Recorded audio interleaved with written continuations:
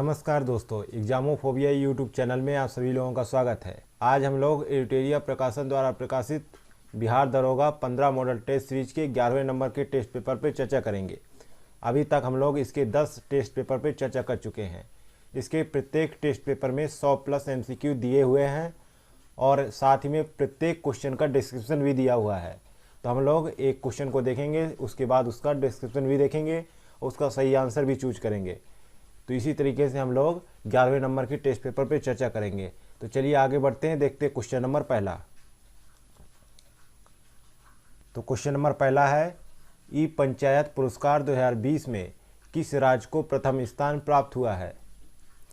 तो पहले का सही जवाब है ए ऑप्शन, हिमाचल प्रदेश को ई पंचायत पुरस्कार 2020 में प्रथम स्थान प्राप्त हुआ है। ई पंचायत पुरस्कार 2020 केंद्रीय पंचायती राज मंत्रालय द्वारा हिमाचल प्रदेश राज्य के पंचायती राज विभाग को दिया गया है। ई पंचायत पुरस्कार उन राज्यों को प्रदान किया जाता है जिन्होंने पंचायत के कार्यों की निगरानी के लिए सूचना प्रौद्योगिकी का अधिकतम उपयोग सुनिश्चित किया है।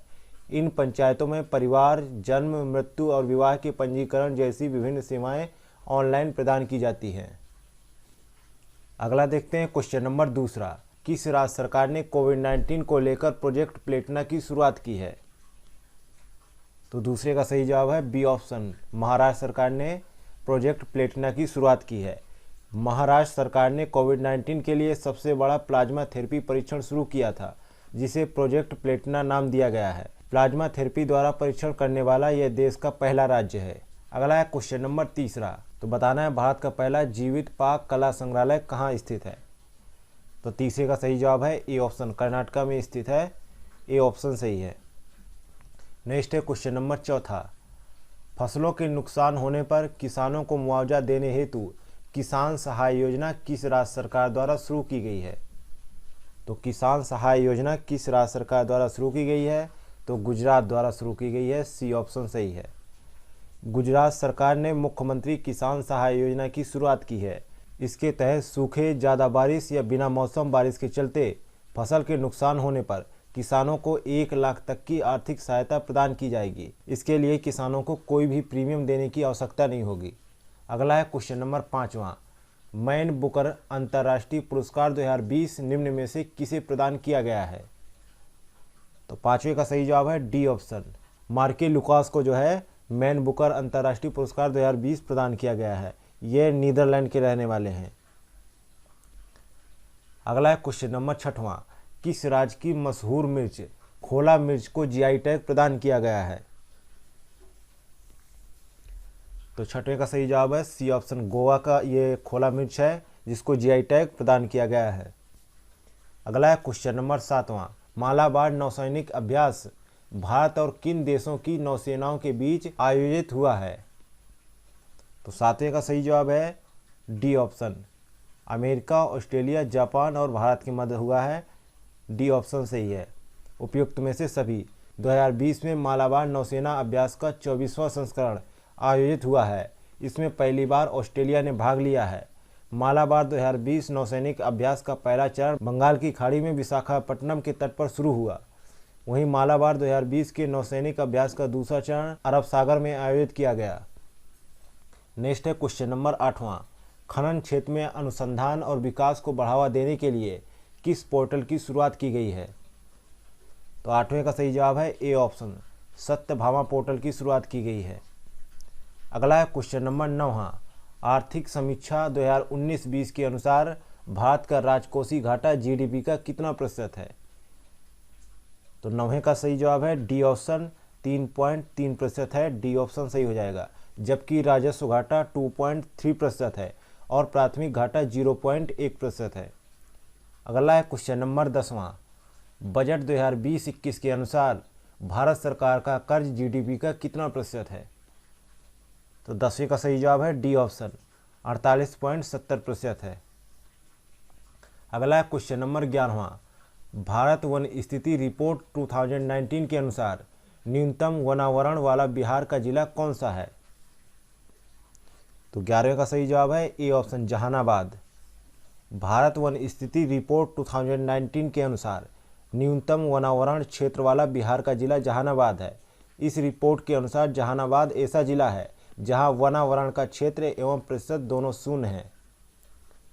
अगला है क्वेश्चन नंबर 12वां, किस देश ने जनवरी 2021 में guided multi launch rocket system फतेह-1 का सफल परीक्षण किया है? तो 12 का सही जवाब है बी ऑप्शन, पाकिस्तान ने किया है।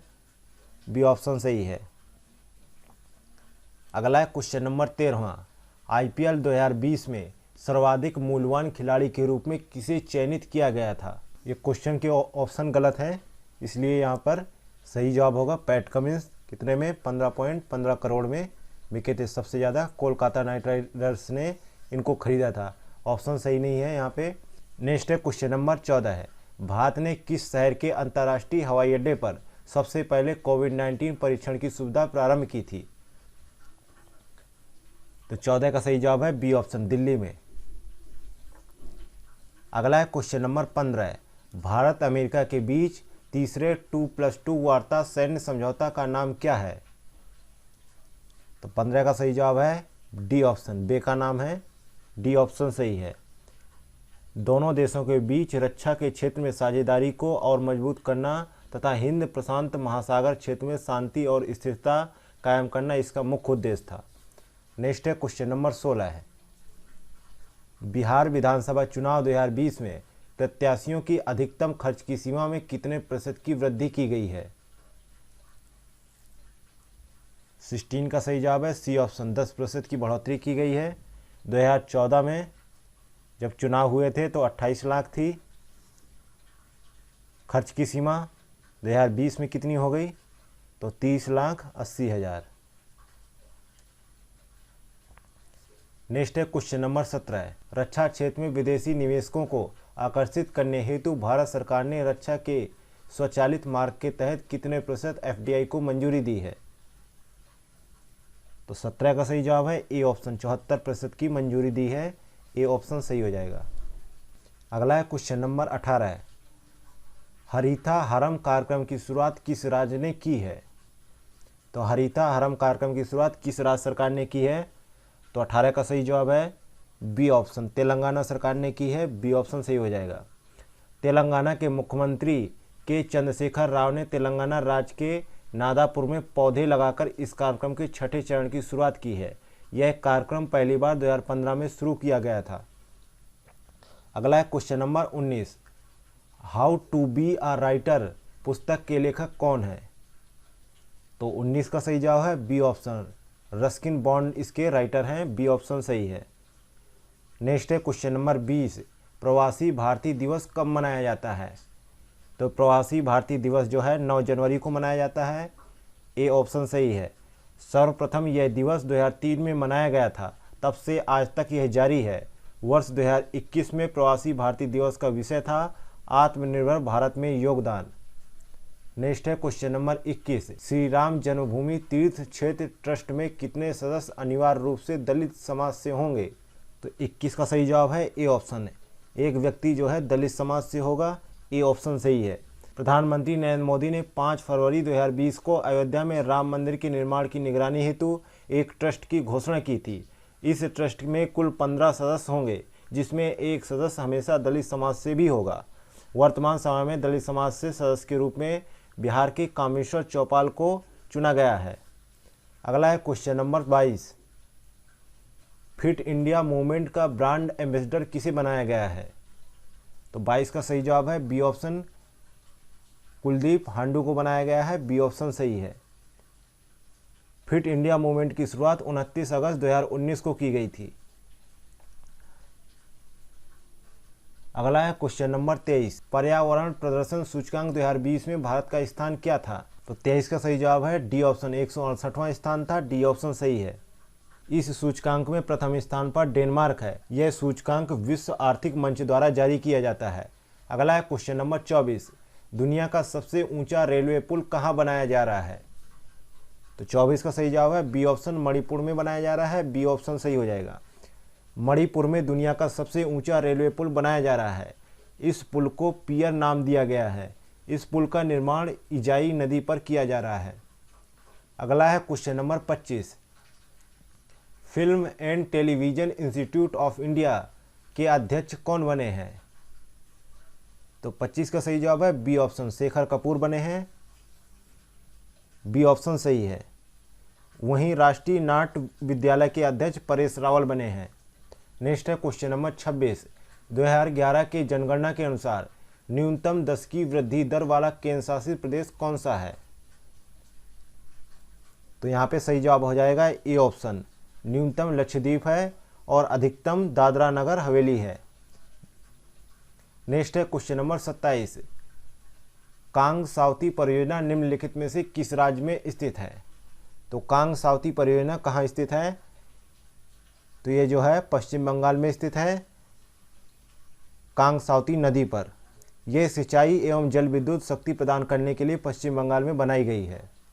अगला है क्वेश्चन नंबर 28। लोमबोक जलडमरू मध्य किन दो द्वीपों के मध्य स्थित है? तो 28 का सही जवाब है बी ऑप्शन, बाली और लोमबोक में। नेक्स्ट है क्वेश्चन नंबर 29। निम्नलिखित में से कौन सा गर्म जलधारा है? तो 29 का सही जवाब है बी ऑप्शन, ब्राजील धारा जो है गर्म जलधारा है। नेक्स्ट है क्वेश्चन नंबर 30। निम्न में से किस वन में शंकुधारी वृक्ष पाए जाते हैं? तो 30 का सही जवाब है सी ऑप्शन, पर्वतीय वनों में जो है शंकुधारी वृक्ष पाए जाते हैं। पर्वतीय वन में चौड़ी पत्ती वाले शंकुधारी वृक्ष पाए जाते हैं, जैसे चीड़, देवदार, सिल्वर फर और स्प्रूप। वहीं टैगा वन की बात करें तो कोणधारी वृक्षों वाले सदाबहार वन को टैगा वन कहते हैं। इस वन के वृक्ष की पत्तियां नुकीली होती हैं। अगला देखते हैं क्वेश्चन नंबर 31। निम्नलिखित में से कौन सा सही सुमेलित नहीं है? तो यहाँ पर डी ऑप्शन सुमेलित नहीं है। काल गुर्गी खान जो है बॉक्साइट के लिए प्रसिद्ध है, ये गलत है। ये जो है सोने की खान है जो ऑस्ट्रेलिया में है। वहीं मेसाबी खान संयुक्त राज्य अमेरिका में है जो लोहे की प्रसिद्ध खान है। नेक्स्ट है क्वेश्चन नंबर 32। नमकीन क्षेत्र में पाई जाने वाली वनस्पति को निम्नलिखित में से किस नाम से जाना जाता है? तो 32 का सही जवाब है ए ऑप्शन, हेलोफाइट के नाम से जाना जाता है। ए ऑप्शन सही है। वहीं लिथोफाइट की बात करें तो कड़ी चट्टानों में उगने वाली वनस्पति के नाम से जाना जाता है। और मेसोफाइट की बात करें तो शीतोष्ण कटिबंध क्षेत्र की वनस्पति के नाम से जाना जाता है।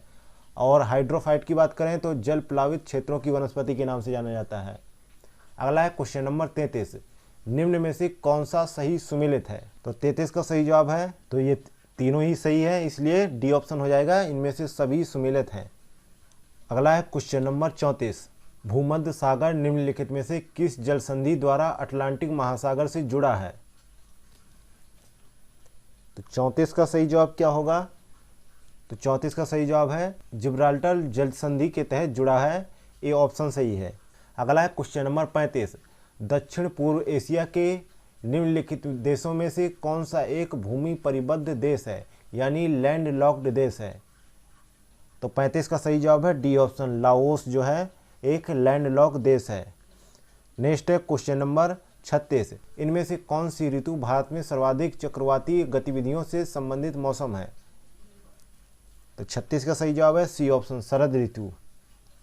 शरद ऋतु या लौटते हुए मानसून अक्टूबर से दिसंबर के समय बंगाल की खाड़ी में चक्रवाती गतिविधियां सक्रिय होती हैं, जिससे कोरोमंडल तटीय क्षेत्रों में वर्षा होने लगती है। अगला है क्वेश्चन नंबर 37। जैव आवर्धन से क्या तात्पर्य है? तो 37 का सही जवाब है उत्तरोत्तर पोषण स्तरों के जीवों में पीड़क नाशियों की मात्रा का बढ़ जाना, इसे ही जैव आवर्धन कहते हैं। बी ऑप्शन सही हो जाएगा। अगला है क्वेश्चन नंबर 38। सूची फर्स्ट को सेकंड के साथ सुमेलित करना है और सही ऑप्शन देना है। तो ईईजी जो है मस्तिष्क के लिए, और ईसीजी जो है हृदय के लिए, और ईओजी जो है आँखों के लिए, और ईएमजी जो है मांसपेशी के लिए। तो सही ऑप्शन हो जाएगा ए ऑप्शन। अगला है क्वेश्चन नंबर 39। निम्न में से किसमें पित्ताशय नहीं होता है? तो पित्ताशय की बात हो रही है, किसमें नहीं होता है पित्ताशय? तो चूहे में पित्ताशय नहीं होता है। डी ऑप्शन सही है। अधिकतर रीढ़ की हड्डी वाले पशुओं में पित्ताशय होते हैं, परंतु घोड़ा, चूहा आदि इसके अपवाद हैं। बिना रीढ़ की हड्डी वाले पशुओं में पित्ताशय नहीं होता है। अगला है क्वेश्चन नंबर 40, तना काट आमतौर से किसके प्रवर्धन के लिए प्रयोग किया जाता है? तो 40 का सही जवाब है सी ऑप्शन, गन्ना के लिए। गन्ना कुल ग्रेमनी के अंतर्गत आता है जिसका तना काट आमतौर से कारिक प्रवर्धन के लिए प्रयुक्त किया जाता है। नेक्स्ट है क्वेश्चन नंबर 41, कुनैन जो मलेरिया के लिए एक प्रयुक्त औषधि है वह किससे प्राप्त होती है? तो 41 का सही जवाब है ए ऑप्शन, आवृतबीजी पादप से प्राप्त होती है। ए ऑप्शन सही है, जिसे सिनकोना नामक पौधा की छाल से प्राप्त किया जाता है। यह पौधा एक आवृतबीजी पादप है। नेक्स्ट है क्वेश्चन नंबर 42, निम्नलिखित में से मानव शरीर की सबसे छोटी हड्डी कौन सी होती है? तो 42 का सही जवाब है सी ऑप्शन, स्टेपीज जो है मानव शरीर की सबसे छोटी हड्डी होती है, जो मानव शरीर के कान में पाई जाती है, जबकि सबसे बड़ी हड्डी फीमर होती है जो जांघ में पाई जाती है। अगला है क्वेश्चन नंबर 43, पित्ताशय में उपस्थित पथरी निम्नलिखित में से किसका पाचन प्रभावित करता है? तो 43 का सही जवाब है बी ऑप्शन, वसा का जो है पाचन प्रभावित करता है। बी ऑप्शन सही है। पित्ताशय यकृत में उत्पन्न पित्त का भंडारण करता है। पित्ताशय के अंदर पित्त अवयवों के संगठन से बना हुआ रवाकृत जमाव ही पित्त की पथरी है। पित्त की पथरी वसा युक्त भोजन के पाचन को प्रभावित करती है। नेक्स्ट है क्वेश्चन नंबर 44, पौधों में लचीलेपन निम्नलिखित में से किस स्थायी ऊतक के कारण होता है? तो 44 का सही जवाब है सी ऑप्शन, कोलेंकाइमा के तहत ये होता है पौधे में लचीलापन। पौधे में लचीलापन स्थायी ऊतक कोलेंकाइमा के कारण होता है। सी ऑप्शन सही है। नेक्स्ट है क्वेश्चन नंबर 45, निम्नलिखित में से कौन सा कथन सही है? नग्न बीज उत्पन्न करने वाले पौधे को जिम्नोस्पर्म कहते हैं। ये कथन सही है। फल के अंदर बीज उत्पन्न करने वाले पौधे को एंजियोस्पर्म कहते हैं, तो इसलिए सी ऑप्शन सही है। दोनों ही कथन सत्य हैं। अगला है क्वेश्चन नंबर 46, जंतु जगत का सबसे बड़ा संघ कौन सा होता है? तो 46 का सही जवाब है बी ऑप्शन, ऑर्थोपोडा होता है। बी ऑप्शन सही है। ऑर्थोपोडा जंतु जगत का सबसे बड़ा संघ है। इसमें खुला परिसंचरण तंत्र पाया जाता है। अगला है क्वेश्चन नंबर 47, परमाणु नाभिक के अवयव हैं। तो 47 का सही जवाब है सी ऑप्शन, प्रोटॉन और न्यूट्रॉन। परमाणु के नाभिक में प्रोटॉन और न्यूट्रॉन होते हैं, जबकि इलेक्ट्रॉन नाभिक के चारों ओर एक निश्चित कक्षा में चक्कर लगाते हैं, जिन्हें ऊर्जा स्तर कहा जाता है। अगला है क्वेश्चन नंबर 48, परमाणुओं में कक्षों को भरने का क्रम किस सिद्धांत द्वारा नियंत्रित होता है? तो 48 का सही जवाब है ए ऑप्शन, ऑफ-बाउ सिद्धांत पर आधारित होता है। ए ऑप्शन सही है। नेक्स्ट है क्वेश्चन नंबर 49, MnO2 में Mn का ऑक्सीकरण संख्या क्या होता है? तो 49 का सही जवाब है सी ऑप्शन, 4 होता है। नेक्स्ट है क्वेश्चन नंबर 50, इनमें से कौन पोटेशियम का अयस्क नहीं है? तो यहाँ पर क्रायोलाइट जो है पोटेशियम का अयस्क नहीं है, बाकी जो है पोटेशियम के अयस्क हैं। क्रायोलाइट का जो फॉर्मूला होता है Na3Al(F6), यह जो है सोडियम का अयस्क है। नेक्स्ट है क्वेश्चन नंबर 51, किस धातु से बनाई मिश्र धातु को हवाई जहाज तथा रेल के डिब्बे के पुर्जों के काम में लिया जाता है? तो 51 का सही जवाब है बी ऑप्शन, एल्युमिनियम के। एल्युमिनियम धातु तांबे तथा लोहे की तुलना में हल्की होती है, इसलिए इसका प्रयोग विशेषतः हवाई जहाज एवं रेल डिब्बों के पुर्जे बनाने में किया जाता है। साथ ही इसमें जंग नहीं लगता है। अगला है क्वेश्चन नंबर 52, निम्नलिखित में से किसमें कार्बन की मात्रा अधिकतम होती है? तो कार्बन की मात्रा किसमें अधिकतम होती है? तो ढलवा लोहे में अधिकतम होती है। ए ऑप्शन सही है। इसमें कार्बन की मात्रा 3.5 से 4.5% के मध्य होती है। अगला है क्वेश्चन नंबर 53, गोताखोरों के सांस लेने संबंधी क्रिया में उपयोग की जाने वाली गैसें कौन सी होती हैं? तो 53 का सही जवाब है बी ऑप्शन, ऑक्सीजन और हीलियम ली जाती हैं। बी ऑप्शन सही है। हीलियम और ऑक्सीजन का मिश्रण गोताखोरों द्वारा वायु के स्थान पर सांस लेने के लिए प्रयोग किया जाता है, क्योंकि अधिक दाब पर हीलियम रक्त में कम विलय होता है। नेक्स्ट है क्वेश्चन नंबर 54, जब इनो लवण को जल में डाला जाता है तो बुलबुले बनने का क्या कारण होता है? तो इनों की बात की जा रही है जो गैस बनने के दौरान लिया जाता है। तो 54 का सही जवाब है सी ऑप्शन, CO2 पाया जाता है, इसलिए उसमें बुलबुले बनते हैं। अगला है क्वेश्चन नंबर 55, फोटोग्राफी में कौन सा अम्ल प्रयोग किया जाता है? तो 55 का सही जवाब है डी ऑप्शन, ऑक्जेलिक अम्ल का प्रयोग किया जाता है। डी ऑप्शन सही है। ऑक्जेलिक अम्ल का फेरम ऑक्जेलेट के रूप में फोटोग्राफी में उपयोग किया जाता है। फॉर्मिक अम्ल चींटियों में, जबकि साइट्रिक अम्ल नींबू में तथा एसिटिक अम्ल सिरके में पाया जाता है। अगला है क्वेश्चन नंबर 56, समतल कोण का मात्रक क्या होता है? तो 56 का सही जवाब है ए ऑप्शन, रेडियन होता है। ए ऑप्शन सही है। नेक्स्ट है क्वेश्चन नंबर 57, किसी तरल की श्यानता का मापन करने वाला यंत्र क्या कहलाता है? तो 57 का सही जवाब है डी ऑप्शन, विस्कोमीटर कहलाता है। डी ऑप्शन सही है। वहीं बात करें विस्कोमीटर की, तो ये किसी तरल की श्यानता मापक का यंत्र है। और रेडियोमीटर की बात करें तो विकिरण द्वारा प्राप्त ऊर्जा मापक यंत्र है। और जायरोस्कोप की बात करें तो कोणीय वेग मापक यंत्र है। अगला है क्वेश्चन नंबर 58, प्रकाश वैद्युत प्रभाव के आविष्कारकर्ता कौन है? तो 58 का सही जवाब क्या होगा? ए ऑप्शन, हर्ट्ज है। ए ऑप्शन सही है। प्रकाश वैद्युत प्रभाव की खोज सर्वप्रथम 1887 ईस्वी में हेनरिच हर्ट्ज ने की थी, जबकि आइंस्टीन को प्रकाश वैद्युत प्रभाव की व्याख्या एवं इसके नियम के आविष्कार का श्रेय प्राप्त है। इसी कार्य के लिए इन्हें 1921 में नोबेल पुरस्कार से सम्मानित किया जा चुका है।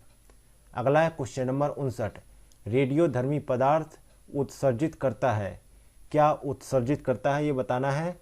तो यहाँ पर अल्फा कण भी उत्सर्जित करता है, गामा कण भी और बीटा कण भी, इसलिए डी ऑप्शन सही हो जाएगा।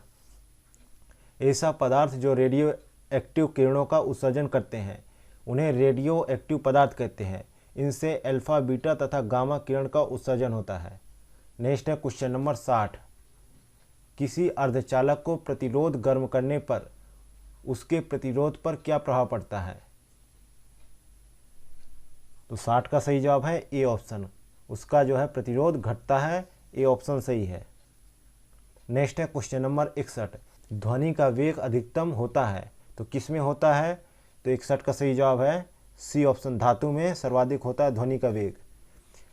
विभिन्न माध्यम में ध्वनि की चाल भिन्न भिन्न होती है। ठोस में ध्वनि की चाल सर्वाधिक, जबकि द्रव में ध्वनि की चाल गैसों की अपेक्षा अधिक होती है। अगला है क्वेश्चन नंबर 62, सर्वाधिक जैव विविधता पाई जाती है किस क्षेत्र में? तो 62 का सही जवाब है सी ऑप्शन, उष्णकटिबंधीय वर्षा वन में सर्वाधिक जैव विविधता पाई जाती है। नेक्स्ट है क्वेश्चन नंबर 63, निम्न में से कौन एक वैश्विक तापन के लिए उत्तरदायी नहीं है? तो 63 का सही जवाब है डी ऑप्शन, ऑर्गन। बाकी CO2, CH4, N2O और CFC और O3 सभी ग्रीन गैसें हैं, जबकि ऑर्गन ग्रीन हाउस गैस का उदाहरण नहीं है, अतः यह वैश्विक तापन के लिए उत्तरदायी नहीं है। अगला है क्वेश्चन नंबर 64, राष्ट्रीय वन नीति 1952 के अनुसार निम्न में से कौन सा वन का संवर्ग नहीं है? 64 का सही जवाब है बी ऑप्शन, राष्ट्रीय उद्यान। बी ऑप्शन सही है। नेक्स्ट है क्वेश्चन नंबर 65, सबसे लंबा जीवित वृक्ष कौन सा है? तो इसका सही जवाब है बी ऑप्शन, सिकोया का वृक्ष जो है सबसे लंबा जीवित वृक्ष है। यह अमेरिका के उत्तरी कैलिफोर्निया में पाया जाता है। इसकी लंबाई 379 फीट मीटर होती है। नेक्स्ट है क्वेश्चन नंबर 66,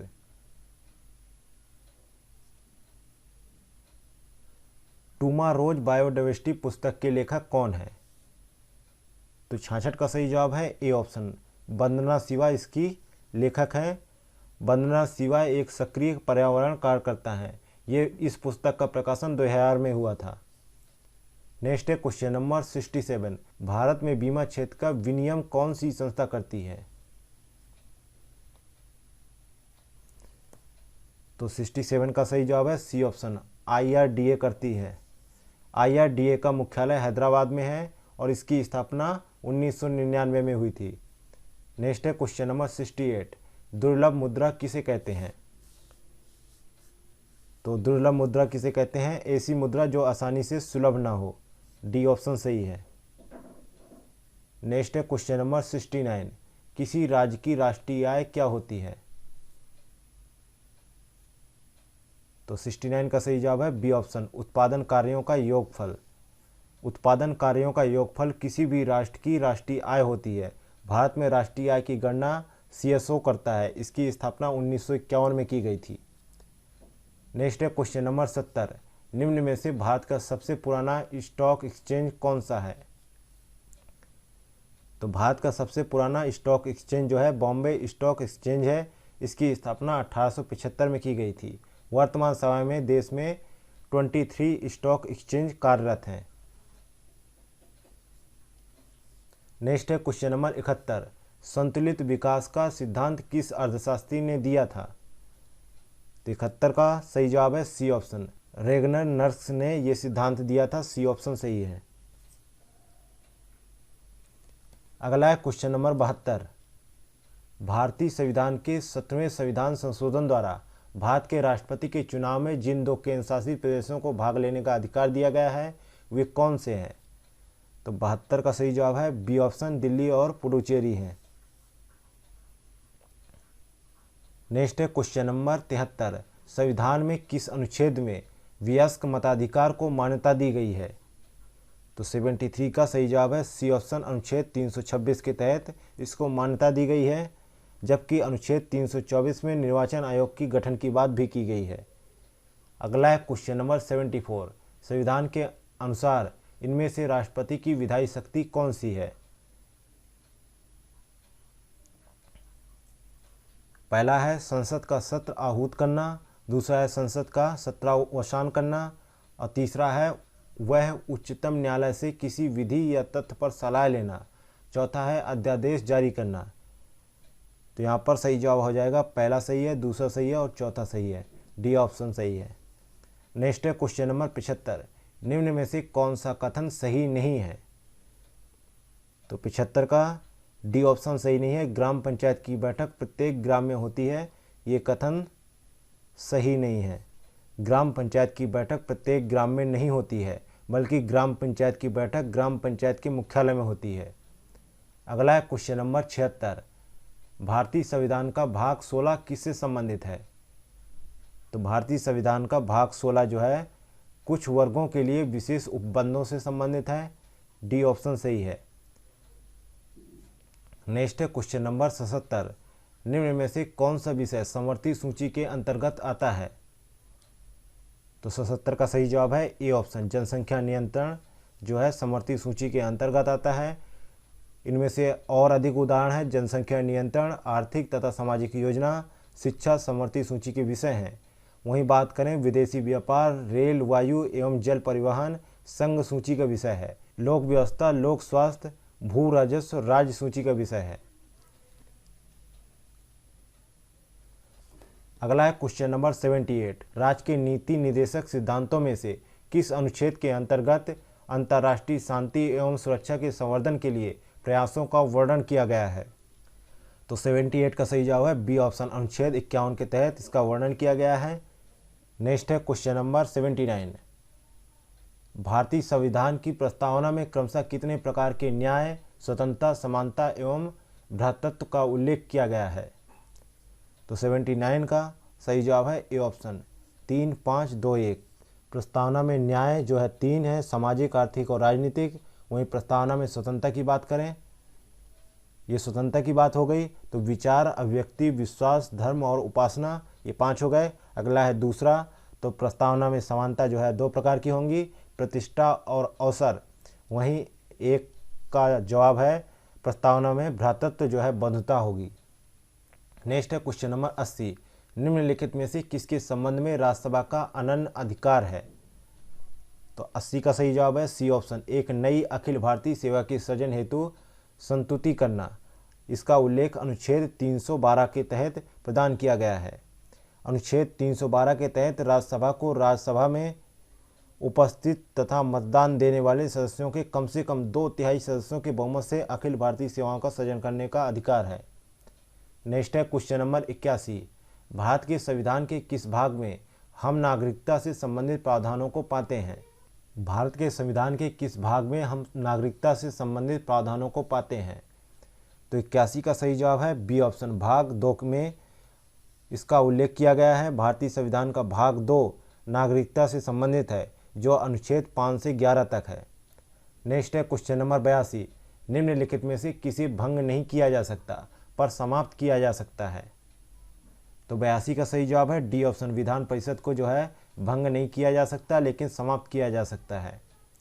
अगला है क्वेश्चन नंबर 83, अकबर के साथ युद्ध करने वाली रानी दुर्गावती कहाँ की रानी थी? तो अकबर के साथ युद्ध करने वाली जो रानी दुर्गावती थी वो मांडला की जो है रानी थी। सी ऑप्शन सही है। 1564 में इन्होंने मुगलों से युद्ध किया था। अगला है क्वेश्चन नंबर 84, निम्नलिखित में से कौन सा युग्म सही सुमेलित है? तो यहाँ पर दूसरा ऑप्शन सही सुमेलित गुरु अर्जुन देव आदि ग्रंथ से संबंधित है। वहीं मीरी तथा पीरी जो है गुरु हरगोविंद से संबंधित है, और दल खालसा जो है गुरु गोविंद सिंह से, और मंजी जो है गुरु अमरदास से। नेक्स्ट है क्वेश्चन नंबर 85, औरंगजेब की मृत्यु के समय मराठा नेतृत्व किसके हाथ में था? तो 85 का सही जवाब है बी ऑप्शन, ताराबाई के हाथ में था मराठा नेतृत्व। बी ऑप्शन सही है। औरंगजेब की मृत्यु 1707 ईस्वी में हुई थी। उस समय मराठा साम्राज्य का नेतृत्व ताराबाई के साथ था। ताराबाई राजा राम की पहली पत्नी थी। ताराबाई की मृत्यु 1761 में हुई थी। नेक्स्ट है क्वेश्चन नंबर 86, सुरक्षा प्रकोष्ठ की नीति निम्नलिखित में से किस गवर्नर ने अपनाई थी? तो 86 का सही जवाब है डी ऑप्शन, वारेन हेस्टिंग ने सुरक्षा प्रकोष्ठ की नीति अपनाई थी। नेक्स्ट है क्वेश्चन नंबर 87, बिहार में 1857 की क्रांति का नेतृत्व किसने किया था? तो बिहार में 1857 की क्रांति का नेतृत्व जो है कुंवर सिंह ने किया था। ए ऑप्शन सही है। कुंवर सिंह का जन्म 1770 ईस्वी में बिहार के जगदीशपुर में हुआ था। अगला है question number 88, sir John Marshall के अनुसार सिंधु घाटी सभ्यता का काल क्या था? तो 88 का सही जवाब है बी ऑप्शन, 3250 से 2750 ईसा पूर्व में था। नेक्स्ट है क्वेश्चन नंबर 89, लिंग पूजा का स्पष्ट प्रमाण किस पुराण में मिलता है? तो 89 का सही जवाब है ए ऑप्शन, मत्स्य पुराण में मिलता है इसका जिक्र। ए ऑप्शन सही है।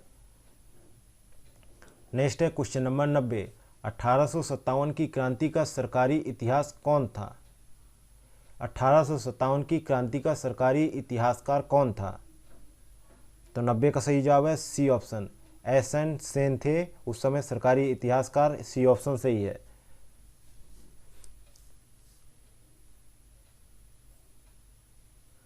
अगला है क्वेश्चन नंबर 91, पत्रकार के कर्तव्य का निर्वहन करते हुए जेल जाने वाले प्रथम भारतीय कौन थे? तो 51 का सही जवाब है बी ऑप्शन, बाल गंगाधर तिलक थे। बी ऑप्शन सही है। तिलक ने मराठी भाषा में मराठा दर्पण तथा केसरी नाम से 2 दैनिक अखबार भी प्रस्तुत किए थे। अगला है क्वेश्चन नंबर 92, किसने कहा था कि भारतीय राष्ट्रवाद ब्रिटिश राज का शिशु था? तो 92 का सही जवाब है सी ऑप्शन, आर कोपलैंड ने कहा था। सी ऑप्शन सही है। आर.सी. मजूमदार ने 1857 की क्रांति को लेकर कहा था कि यह ना तो प्रथम था और ना ही राष्ट्रीय था। 1857 की क्रांति के समय वायसराय लॉर्ड कैनिंग थे। नेक्स्ट है क्वेश्चन नंबर 93, भारत में न्यायिक संगठन की स्थापना किसने की थी? तो भारत में न्यायिक संगठन की स्थापना लॉर्ड कॉर्नवालिस ने की थी। ए ऑप्शन सही है। इसके समय ही तृतीय आंग्ल मैसूर युद्ध लड़ा गया था। नेक्स्ट है question number 94, native marriage act को पारित कराने में किसने महत्वपूर्ण भूमिका निभाई थी? तो नेटिव मैरिज एक्ट को पारित कराने में केशव चंद्र सेन ने अपनी महत्वपूर्ण भूमिका निभाई थी। यह एक्ट 1872 में लाया गया था। नेक्स्ट है क्वेश्चन नंबर 95, मद्रास महाजन सभा की स्थापना कब की गई थी? तो इसका सही जवाब है ए ऑप्शन, 1884 में इसकी स्थापना की गई थी। इसके संस्थापक जी सुब्रमण्यम अय्यर तथा एम वी राघवाचार्य थे। नेक्स्ट है क्वेश्चन नंबर 96। किसी वस्तु को 24 रुपये में बेचने पर उतने ही प्रतिशत का लाभ होता है जितना वस्तु का क्रय मूल्य है। तो वस्तु का क्रय मूल्य ज्ञात करें। तो वस्तु का CP इक्वल टू 10 गुणे रूट 25 प्लस SP माइनस 50।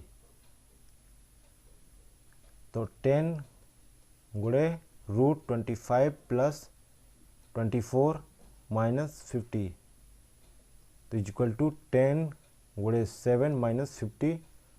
तो CP क्या है 20 रुपीज़। ए ऑप्शन सही हो जाएगा। अगला है क्वेश्चन नंबर 97। एक आदमी 10% चक्रवृद्धि ब्याज पर 21,000 रुपये का ऋण लेता है। हर वर्ष के अंत में उसे बराबर कितनी राशि देनी पड़ेगी कि वह 2 वर्षों में ऋण का भुगतान हो जाए।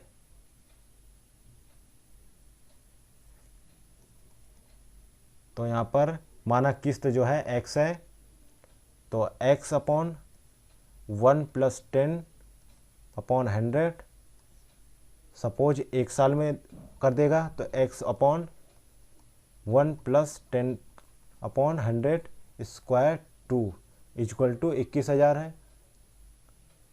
21,000 टोटल है ना। तो 10x अपॉन 11 इसको सॉल्व करने के बाद plus 100x upon 121 equal to 21,000। तो 210x अपॉन 121 इक्वल टू 21,000।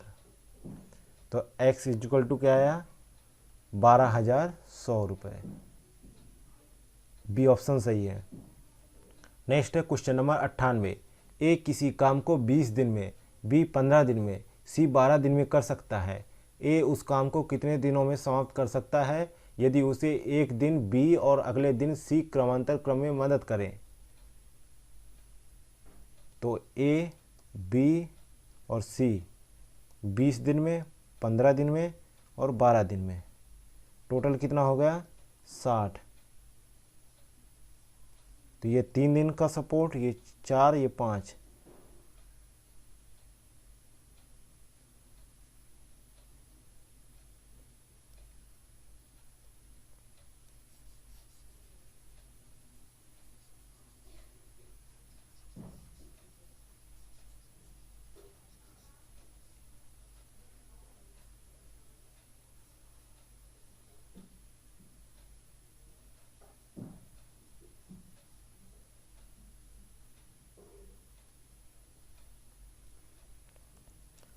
दो दिनों में ए प्लस बी प्लस ए प्लस सी का काम equal to 3.4 plus 3.5।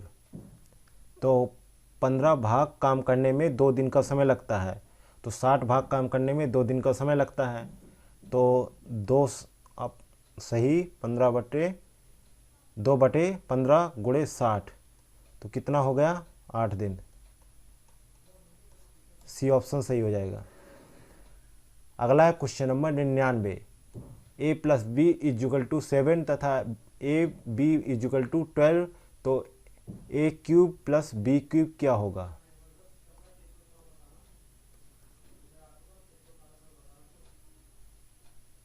Equal to A plus B cube minus 3ab A plus B.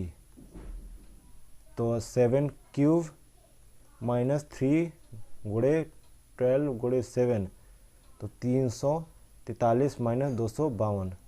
सही जवाब हो जाएगा 91। सी ऑप्शन सही है। नेक्स्ट है क्वेश्चन नंबर 100।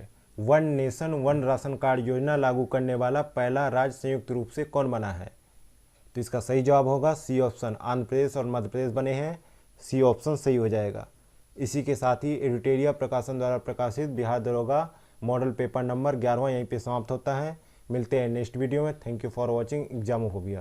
अरे भैया सुनो सुनो, हाँ तुम्ही से कह रहे हैं। अब यहाँ तक आ ही गए हैं तो मतलब वीडियो अच्छी लगी है, और वीडियो अच्छी लगी है तो लाइक करना शर्माना कैसा। तो हमारी वीडियो को लाइक करें, शेयर करें और चैनल को सब्सक्राइब करना बिल्कुल ना भूलें। धन्यवाद।